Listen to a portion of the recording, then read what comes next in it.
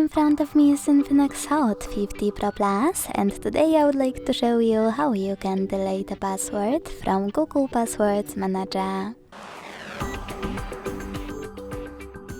Begin by opening Settings and scrolling down to hit Users and Accounts. Then use this gear next to Google. Tap on Google Password Manager and select the password you wish to delete. Enter your screen log, hit the Delete button and confirm your choice in the pop-up. Thanks so much for watching. If you enjoyed this video, don't forget to leave a like, comment and subscribe. Bye!